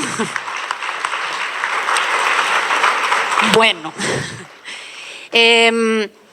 pues un poco como comentaba mi amigo, mi colega también José Miguel, y por supuesto antes de empezar con lo que quiero compartir con ustedes, agradecer pues las ponencias que han estado antes de mí, la verdad es que impresionantes, llenas de corazón, llenas de conceptos, llenas de energía, ¿no? Ceci, muchas gracias por tus palabras, Fernando igual, José Miguel, ¿no? Que estuvimos trabajando en el CISAB juntos y que hemos compartido el camino de la filosofía, ¿no? y de estas temáticas. Yo a lo largo de mi vida he transitado por dos grandes momentos, ¿no? Una parte que es como la parte teórica, la parte de la filosofía, por mi propia formación académica, pero también he estado en distintas partes de gobierno, para que no me corrija Julio, ¿no? En distintas partes de gobierno. He trabajado en el INEA, ¿no? En el tema de educación a adultos y jóvenes. He trabajado en el Congreso de la Ciudad de México justo cuando fue la reforma política, en el Instituto de Investigaciones Parlamentarias. Creo que por ahí anda Nicole, que fue mi compañera de trabajo. He trabajado en el Instituto de la Judicatura Federal con Rafael Estrada Michel y ahorita pues tengo el honor de estar trabajando también en la Alcaldía Miguel Hidalgo. Entonces, digamos que mi camino ha transitado un poco siempre entre teoría y práctica y he intentado siempre encontrar pues un punto de inflexión, un punto de intermedio que me permita reflexionar, pero también que esa reflexión se pueda aterrizar en políticas públicas, en decisiones, en lo que hago, ¿no? Y eso pues siempre va a tener muchos errores, seguramente, pero bueno, eso es un poco lo que decidí cuando salí de Área 4 en sexto de prepa, que decidí que eso es lo que quería hacer de mi vida, ¿no? Bueno, y mi camino por el PAN, un poco para darles contexto, pues no creo que a nadie se le haga sorpresa por los mismos apellidos, ¿no? Pues está a partir de mi hermana de sangre y mi hermana de ideas, Maggie Martínez Fisher, ¿no? Entonces, quien agradezco mucho que se haya atrevido a invitar a la hermana crítica o la hermana filósofa. Bueno, entonces, fíjense que cuando a mí me pasaron las preguntas y empecé a reflexionarlas, las interpreté de esta manera. Creo que puede ser también útil en el sentido de que pensemos todas y todos juntos y juntas, ¿no? Yo pensé que la pregunta ¿cómo podemos formar la identidad de los panistas? Tenía dos vertientes, al menos en mi primera interpretación. La primera es formar la identidad en las personas panistas. ¿Cómo podríamos hacer eso? Y la segunda, que es en parte que va de la mano con lo que pues muchas de las personas que están aquí en este panel ya han comentado, sería como la forma en el sentido de conformar el grupo de ideas y de mística que supone la identidad de los panistas. Yo interpreté así la primera cuestión, la primera pregunta. Dicho así empiezo, ¿no? Entonces, de la primera forma, es decir, la forma de cómo podemos formar la identidad en las personas panistas, yo pienso y quiero reflexionar con ustedes en la palabra formación. La palabra formación y también un poco aludiendo a un concepto alemán que es Bildung y que alude a sobre todo una teoría pedagógica que tiene como punto de partida centrar la educación en él o la, ¿no? Por supuesto, en la persona que está iniciando ese proceso de enseñanza-aprendizaje. Es decir, es intentar cuidar no caer en un paradigma centrado en la instrucción. Es intentar que el centro del aprendizaje sean las personas. Claro, ¿cómo no podemos estar pensando en eso si tenemos como punto de partida que nuestra filosofía política es un humanismo, ¿no? Entonces, si realmente queremos ser congruentes con ese humanismo, tenemos que pensar en construir esa identidad en las personas panistas, en las personas que se quieren involucrar en el PAN, desde el punto de vista de la libertad y de la autonomía, desde el punto de vista de la construcción de las personas, ¿no? Y eso se vuelve importante. Entonces, la forma de esta identidad, si quiere ser realmente congruente, debe tener en cuenta que esta identidad se forma desde la autonomía y la capacidad de ejercicio crítico. Ejercicio crítico, importantísimo. Sin ejercicio crítico, estamos perdidos, estamos perdidas. Si olvidamos que somos perfectibles y no perfectos o perfectas, estamos perdidos. Entonces, la parte del ejercicio crítico se vuelve importantísima, porque si yo como capacitadora quiero cambiar algo en mi partido, pues ¿cómo le voy a hacer para poder incluir eso en mi capacitación si ni siquiera me doy cuenta que hay algo que podría mejorar en mi partido o que podría mejorar de la forma en la que yo estoy haciendo las cosas o de cómo yo estoy tomando la decisión o de la forma en que se da el proceso o en la forma en que se toman decisiones en distintos niveles? Entonces, el ejercicio crítico respetuoso, por supuesto, y desde el punto de vista racional, es sumamente importante en la capacitación. Cuando en este proceso de aprendizaje solamente la capacitación se ancla en estímulos o en adoctrinamiento, el papel de la libertad humana disminuye y de alguna manera nos volvemos o mercenarios, que solamente asistimos a la capacitación, o somos capacitadores porque nos van a dar algo, y algo peor, o bueno, más o menos igual de grave o extremo, somos fanáticos, incapaces de ir más allá y dogmáticos que no somos capaces de dialogar. Entonces, ejercicio crítico siempre, en lo que estamos planeando, en nuestra estrategia, en los contenidos, con nuestro jefe, con nuestra jefa, por supuesto, de nuevo, respetuoso, pero sobre todo con nosotros mismos y con nosotras mismas, ¿no? Los seres humanos somos libres y en este sentido debe siempre respetarse este ejercicio crítico y esta forma de enseñanza-aprendizaje en la capacitación, ¿no? Bueno, en lo que refiere a las ideas, ¿no? Esta segunda parte en que se puede interpretar esta pregunta, Me parece importante, pues hay muchas cosas que ya comentaron mis compañeros de panel respecto al tema de la mística, de los principios de doctrina Ferdoval, la parte del humanismo político, ¿no? Cuando estamos hablando de identidad, una de las primeras definiciones que se encuentran precisamente en el pensamiento griego y en específico en el libro de Metafísica de Aristóteles es que la identidad es lo que es uno en substancia. ¿Qué significa esto de uno en substancia? Por supuesto, esto no se puede realmente trasladar explícitamente a un partido político. Lo que tenemos que hacer es encontrar una forma de entenderlo de alguna manera analógicamente, ¿no? Entonces, lo que hace una identidad, una unidad, por así decirlo, también retomando a mi colega y a mi amigo José Miguel, es esta unidad en lo diferente, ¿no? Es muy, muy importante, ¿no? Y cuidar sobre todo que la parte de los principios, la parte de los contenidos, yo lo veo así cuando hago o cuando planeo mis clases, ¿no? El qué, el cómo y el para qué. El qué en el sentido de cuáles son los contenidos, que como hemos visto durante esta mañana, durante este tiempo, viene al caso con los principios, pero también los principios distinguidos en niveles y en responsabilidades, ¿no? El cómo en cuanto al método, en los distintos niveles y responsabilidades. Y por supuesto, teniendo como punto de partida un modelo de enseñanza-aprendizaje que incluya contenidos, actitudes, ya les está sonando, ¿verdad? Porque, ¿no? ¿Para qué viene todo esto, verdad? Con el tema del modelo de competencias. Pero es que en cierto sentido, pensar el aprendizaje, pensar la enseñanza también implica no solamente quedarnos con un contenido, sino también con actitudes, con habilidades, ¿no? Y un para qué. Que ahí es donde de alguna manera entra la importancia de la filosofía y por supuesto de una de las ramas de la filosofía, que es la ética, ¿no? La ética es una rama de la filosofía porque se pregunta desde las causas últimas qué es el bien y cómo llevarlo a cabo.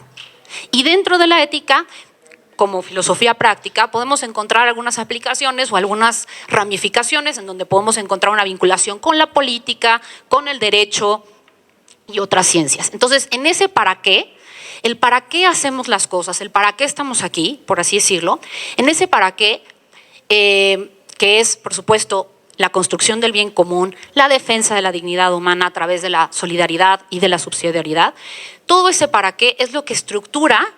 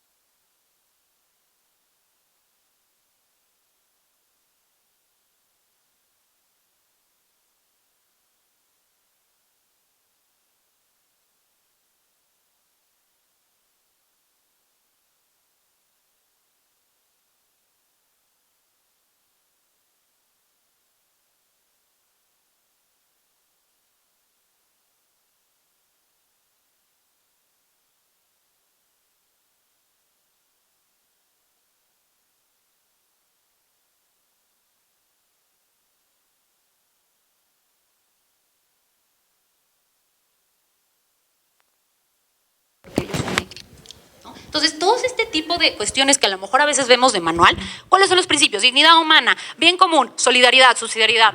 Simplemente si los analizamos a profundidad, tenemos muchas ramificaciones y muchas maneras de poder, de alguna manera, seguirnos formando en lo que refiere a los contenidos, ¿no? En formación ciudadana, creo que eso también es importante, en el papel que como todos y todos como seres humanos, como personas, como pertenecientes a esta polis, ¿no? A esta ciudad, a este país, a esta comunidad, tendríamos que estar, ¿no? Pensando. Tercer punto importante que me parece importante y creo que todos y todas hemos experimentado esta demanda por parte de la ciudadanía es formarnos en justicia social, ¿no? Nuestros propios principios, la propia doctrina social de la Iglesia alude a la justicia social.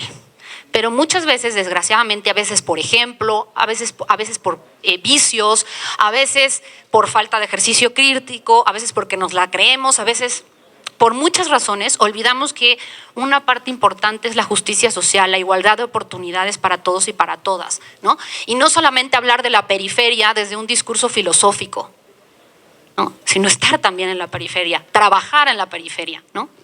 Entonces, eso me parece importante, ¿no? Y el cuarto, que va, pues, de alguna manera con el hilo conductor de lo que he estado platicando, compartiendo con ustedes, es el ejercicio crítico. Ojo, importantísimo. En su uso, decía Kant, en que es la ilustración, el ejercicio crítico en su uso público y privado. ¿Qué es eso? Que de alguna manera eso no significa que si yo estoy en contra de algo o pienso distinto, voy a levantar aquí una revolución, voy a tirar el manual, voy a ir a prender llamas de todo el Zen. No, no es eso.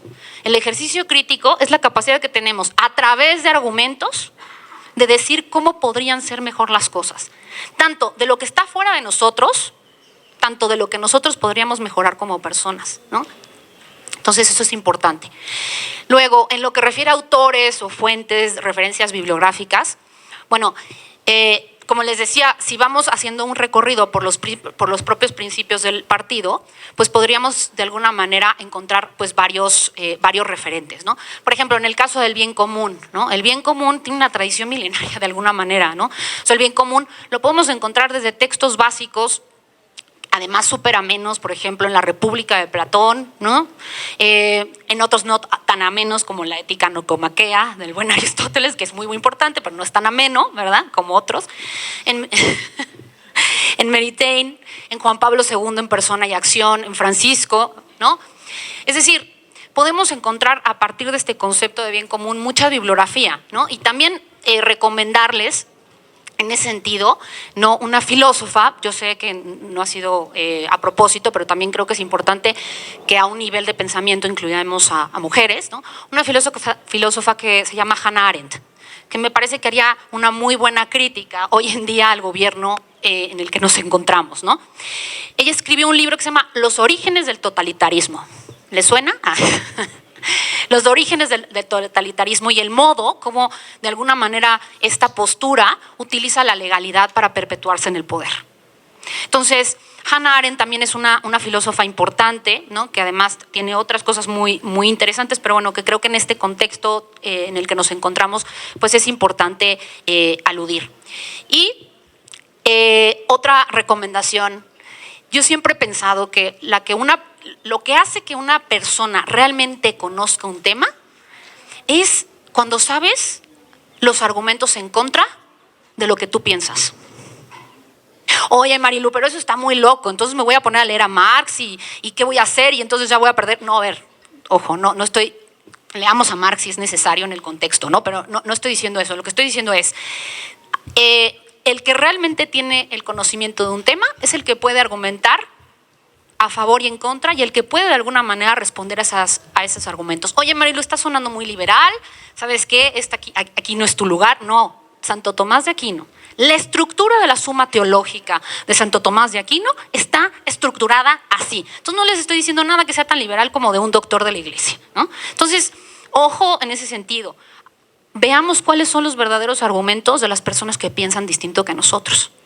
Porque solamente de esa manera vamos de alguna manera también a dialogar con los otros y con las otras personas, ¿no? Entonces, otra recomendación es leamos a los que piensan distinto que nosotros, a las personas que piensan distinto a nuestro propio planteamiento. No en el sentido que nos volvamos expertos, pero un poco para saber las coordenadas de con quien estamos discutiendo.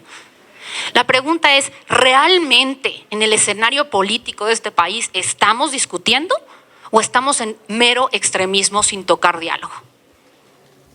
¿Y eso por qué sucede? Porque no nos abrimos a la verdadero diálogo, no nos estamos abriendo a la diversidad, pero tampoco porque no conocemos las coordenadas del diálogo de la otra persona.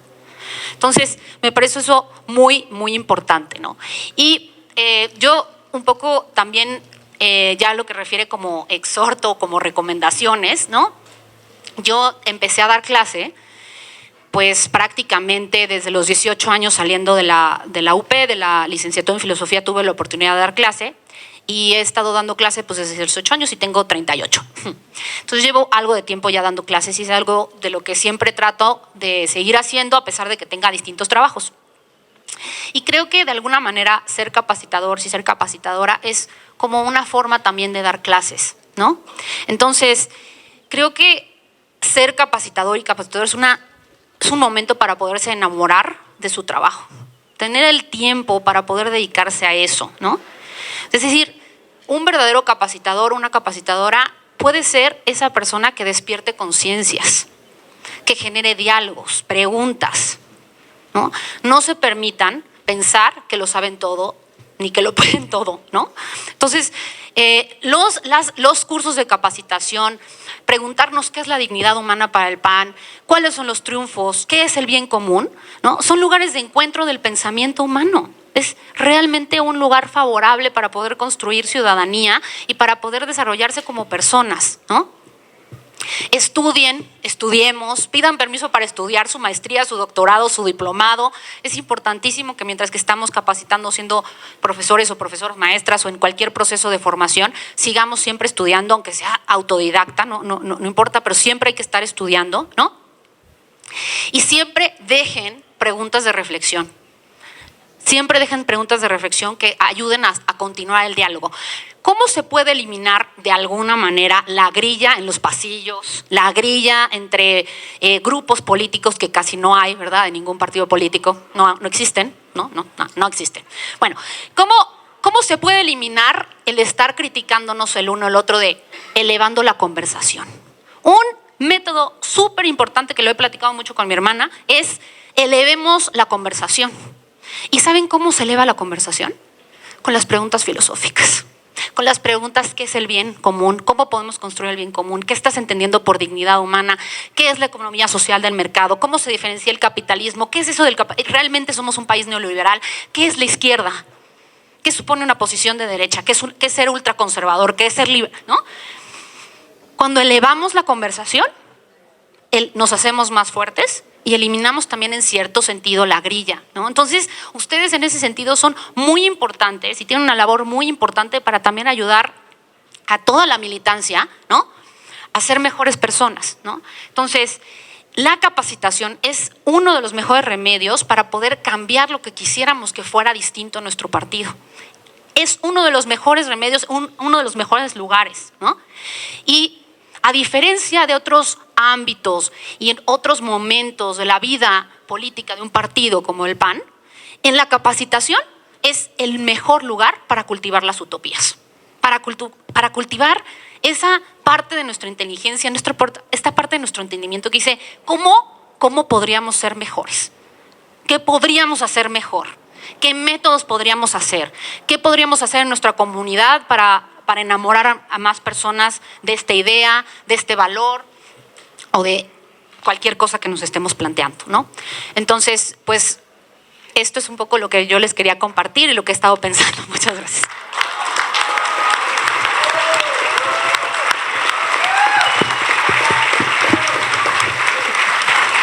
Muchísimas gracias, querida doctora. La verdad es que siempre es muy gratificante escucharte. Se te aprende tanto en tan poco tiempo. Muchas gracias. Y sobre todo, gracias por sembrar la duda al momento de diálogo y de introspección que cada uno y cada una de nosotros debemos tener. De oro, amigas y amigos, este primer panel con nuestro muy conocido Julio Castillo López, quien es director de la Fundación Rafael Preciado Hernández. Rápidamente leeré la semblanza de nuestro querido Julio. Cuenta con una licenciatura en Filosofía por la Universidad La Salle y es maestro en Comunicación y Mercadotecnia en la Universidad de Vigo y de la Escuela Jacobea de posgrado. Cuenta con diversos diplomados, tal como un máster en Doctrina Social de la Iglesia, y actualmente está cursando la maestría en Comunicación Política y Pública de la Universidad Panamericana. Actualmente, además de ser director de la Fundación Rafael Preciado Hernández, es profesor en las Universidades Santander y Colegio de Imagen Pública, así como colaborador de diversos medios de comunicación. Querido Julio, muchísimas gracias por siempre acompañarnos. Todo tuyo. Gracias, Rubén. Antes que nada, pues saludo a mis contertulios que aquí hablaron tan bonito, que además citaron a mi viejo varias veces, que siempre se agradece. Y es difícil pues competir en ese nivel de filosofía a pesar de ser filósofo. También felicito a la Secretaría de Formación y Capacitación, a todo el equipo y en especial a Maggie, eres una fregona. Eres fregona y qué bien lo has hecho, la verdad. Mis respetos para todo lo avanzado. Yo voy a intentar seguir un poco más la línea de Ceci Romero que seguir la de nuestros más filósofos que yo, compañeros. Porque siento que la formación debe de ser en la práctica, debe de ser en el hoy, debe de ser en la coyuntura. La identidad no se forma, la identidad se vive. ¿Cómo se vive la identidad? Con lo que nos da orgullo. ¿Y cómo vamos a fomentar la identidad? Fomentando aquello que nos da orgullo como panistas. Miren, cuando yo estoy en eventos como este y salgo aquí al pasillo y me topo a diferentes amigos, como los amigos de Veracruz, los amigos de Guanajuato, los de Baja California, los de Chihuahua, todos los grandes amigos, claro, Guanajuato allá atrás, y te empiezan a, Guerrero, y te empiezan a contar historias. Oye, ¿te acuerdas cuando estabas en Guerrero, cuando estabas en Guanajuato y nos pasó esto? ¿Te acuerdas cuando Pancho Barrio? ¿Te acuerdas cuando Vicente Fox? ¿Te acuerdas cuando don Ernesto Rufo? Eso es identidad. Es darte cuenta que eres parte de algo bien fregón, que es más arriba que tú y que tú tienes que cuidar ese legado para llevarlo a las siguientes generaciones. Eres el vínculo entre los que conociste y los que vienen después. Y esa es tu labor como formador, dar ese testimonio de inicio. En segundo lugar, creo que la identidad se cuida y se fomenta conociendo y sabiendo explicar. Ahorita nos decía Marilú, muy acertadamente, las preguntas abiertas. Yo no se las voy a dejar abiertas. Oigan, ¿ustedes saben qué es ser neoliberal? Todos los días nos insultan en la mañana diciéndonos neoliberales. ¿Ustedes lo pueden responder? Si llega un vecino y le dice, tú eres un panista neoliberal, ¿sabes qué decirle para contrarrestar eso? ¿Sabes siquiera si somos neoliberales o no?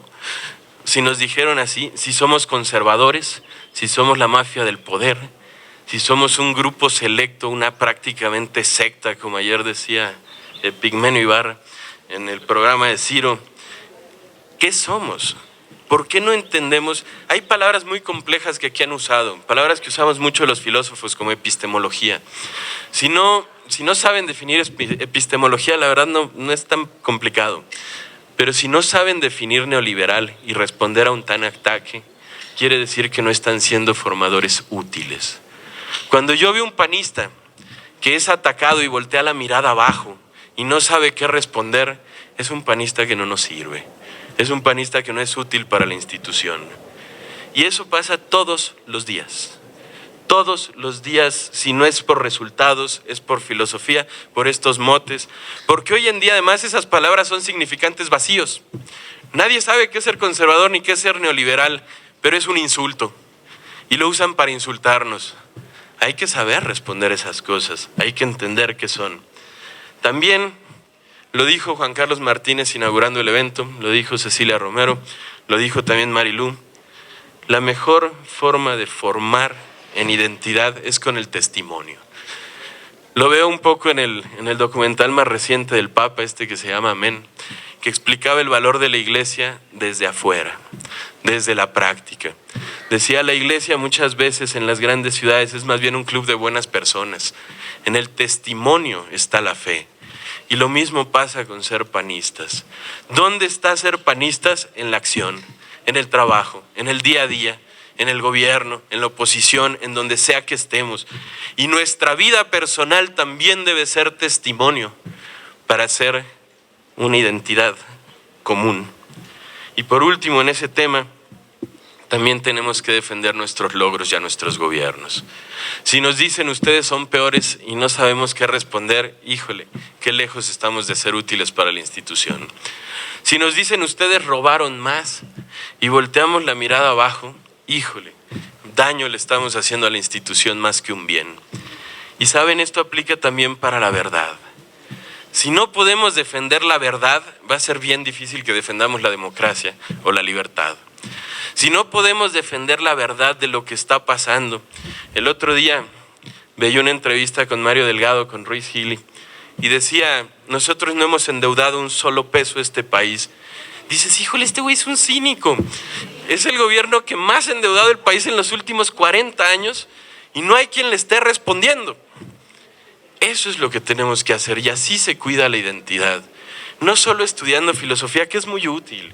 Yo soy filósofo y la verdad me encanta leer esas cosas. Y también tuve la suerte de que me diera Daniel Innerarity clases que aquí citó Josemi.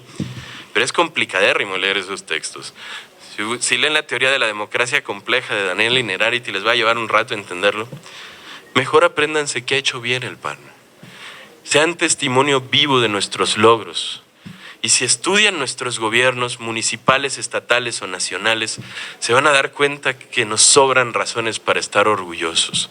Nos sobran razones para salir a decir nosotros somos mejores. ¿Por qué somos mejores? Por todo esto. No solamente es una frase. Segunda pregunta, me preguntaban aquí los contenidos para poder formar en identidad. Saben, existen grandes libros, Ceci trajo 4, Fer citó muchísimos más, igual los otros ponentes.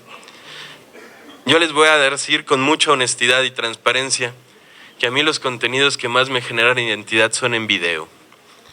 De hecho, por eso me dediqué tantos años a rescatar material del PAN y a hacer videos de mi papá, del Maquillo, de los grandes oradores. Porque como bien saben, pues la política está llena de días malos, ¿eh? Y claro que hay días malos que te hacen dudar si voy a seguir aquí, que te hacen dudar de tu propia fe en este partido. Pero siempre llego a mi casa y pongo el video de mi viejo de Por el orgullo de ser panista y me acuerdo por qué estamos aquí.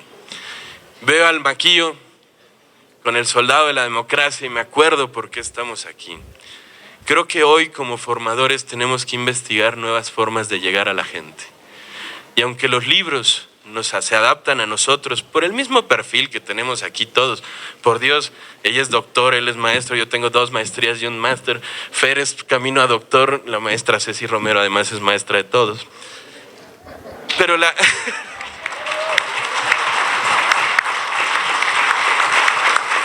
la gente de allá afuera no siempre es así. Tenemos que investigar nuevos métodos para llegarles y transmitirles esta identidad. Por eso hacemos los videos, por eso tenemos tanto material investigado, porque cuando ves hablar a esas personas que ya no están con nosotros, dices, híjole, yo pienso como él, híjole, yo sí soy como él, y ahí te das cuenta del valor del PAN, no solo en sus textos. El otro día estaba en León capacitando a los alcaldes, regidores y síndicos, y antes de un servidor hubo una plática de Pepe Cárdenas, y explicaba que el 89% de la población solo aguanta videos hasta de 10 segundos en redes sociales. Más de 3 minutos, solo el 5%. Y dices, tenemos que aprender a hablar en ciertos términos y en cierta forma que nos comuniquemos con ellos. Porque si no, corremos el riesgo de que ya nadie nos haga caso. Yo, aunque no lo pongo ahorita en mi currículum, tengo 2 carreras, estudié filosofía, pero soy músico de inicio. Y cuando yo estudiaba música veía mucho la diferencia entre la música clásica, la música que yo estudié y la actual. Hubo una evolución. Y hoy en día, aunque hay un mercado para la clásica, cada vez es más reducido. La popular que yo estudié jazz, blues, todas esas cosas, cada vez tiene un mercado más reducido. Y me cuesta un chorro de trabajo ir a los nuevos. O sea, oigo reggaetón y digo, híjole, esto es el acabose de la música, ¿no? Pero lo mismo me pasa cuando veo política en TikTok. Pero yo ya tengo 42 años y quizás ya no pueda adaptarme tan fácil a esas nuevas formas de comunicación, pero hay nuevas generaciones y hoy el voto del PAN está preferentemente en jóvenes y en mujeres. Nuestro perfil persona buyer principal hoy son jóvenes. ¿Por qué? Porque ser oposición es cool, señores. Ser gobierno es bastante aburrido. Ser gobierno no te sensualiza con los jóvenes. Ser oposición sí. Es ir en contra de lo que está. Y eso nos da una comunicación con los jóvenes. Ustedes recordarán que en el año 2000 el voto juvenil lo obtuvo el PAN. En el año 2006 todavía nos duró. Ya para Josefina no. ¿Por qué? Porque siendo gobierno es más difícil conectar con los jóvenes que tienen una visión más rebelde. Luego, autores y fuentes bibliográficas, no añadiría a ninguno de los que aquí ya mencionaron. De hecho, voy a estudiar algunos que nunca había oído. De los que aquí mencionaron algunos ponentes, pero sí les voy a decir, la Fundación Rafael Preciado genera contenidos todos los días. Generamos fichas para cada tema que se está discutiendo para que ustedes tengan argumentos para salir a defender al PAN. La Secretaría de Comunicación del CEN del PAN genera boletines todos los días. Los grupos parlamentarios, tanto en la Cámara como en el Senado, generan respuestas para todo lo que está pasando en coyuntura. Si ustedes me dicen, ¿qué tengo que estudiar? Con todo el respeto a mi querido Aristóteles, que además a mí sí me gusta la metafísica y también la ética. La verdad, estudien la coyuntura, estudien las respuestas del PAN, estudien lo que tienen que decirle a las personas para que salgan a comunicar que somos mejores. Y todos los días generamos contenido para eso. Aquí hay un investigador nuestro de la Fundación, aquí está Mejía, pero tenemos varios y todas las semanas generamos contenidos. Además, cada vez los hacemos más sensuales, diseñados, bonitos, para que los puedan ver en un golpe de vista, no documentos de 50 hojas que sé que es difícil que la gente se siente a leer. Aprendamos a comunicar en nuevos formatos y aprendamos nuestra razón frente a la de ellos. Para terminar un poco la exposición, dicen que recomendamos. Lo primero lo mencionó Maggie al inicio de este evento, hablaba de animar. La palabra animar viene de la palabra ánima, que quiere decir alma. Cuando hay un partido desanimado, es un partido al que le falta alma. Tenemos que entender que nosotros somos los principales animadores del partido.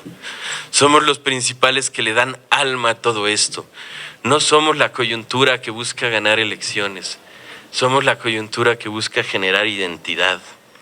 Segundo punto a este respecto, no hagamos doctrinal lo que no es doctrinal. En política hay muchísimas cosas técnicas, muchísimas. Es más, la mayoría son cosas técnicas. Mi papá contaba muy simpáticamente que él le había tocado estar en una reunión de un comité directivo municipal en donde había panistas quejándose porque doctrinalmente estaba mal pavimentar 12 kilómetros en vez de 15. Y él decía, oye, ¿y exactamente dónde dice eso en nuestros principios de doctrina? Es una cuestión de presupuesto y de matemáticas, no de doctrina. Y así pasa con un chorro de temas. Por ejemplo, Fer hablaba ahorita de la iniciativa esta nueva para que haya menos días de trabajo. Y dicen, da dignidad o no da dignidad. A ver, no es un tema de dignidad. La dignidad no es gradual. No hay más o menos digno. Se es digno o no se es digno. Y el trabajo por sí mismo es digno.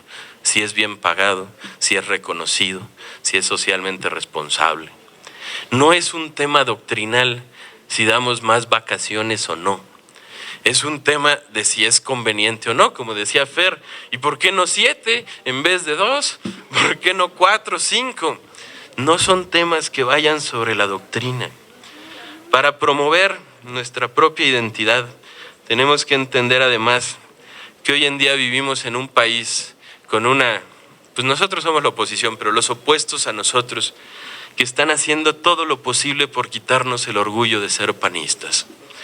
Todos los días salen comunicaciones. Todos los días se critica que a Calderón, que si agarraron a García Luna, que ahora somos responsables por ese señor. Por Dios, no se compren esas comunicaciones. Decía mi viejo, nos están intentando llevar un panismo de perros apaleados, perros acosados. No lo permitan. ¿Saben cuál fue el único estado que no nos ganó Andrés Manuel López Obrador en la elección? Guanajuato. Bravo, Guanajuato.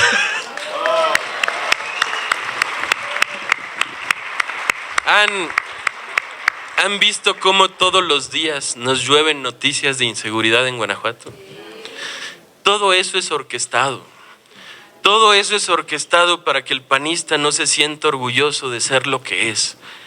Y si ustedes me preguntan cómo se fomenta de la mejor manera la identidad, es fomentando el orgullo por la institución. Decía Juan Carlos Romero Hicks, uno no sabe la estatura que tiene hasta que viene la vida y te pide que te pongas de pie.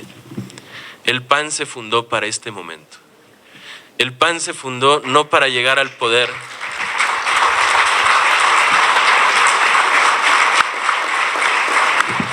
no para llegar al poder en el 2000 o para hacer esa brega de eternidad que nos llevó 50 años ganar nuestra primera gobernatura. Se fundó para defender los valores que bien decía Fer, los valores que vienen de Grecia, que vienen de la religión cristiana, que vienen de Roma, esos valores que nos unifican con Occidente. Nosotros somos parte de esos valores. Y si hay un momento en el que tengamos que exigir, pedir que los panistas estén de pie, es este. Vamos a estar de pie para enfrentar lo que viene y claro que estamos listos. Muchísimas gracias.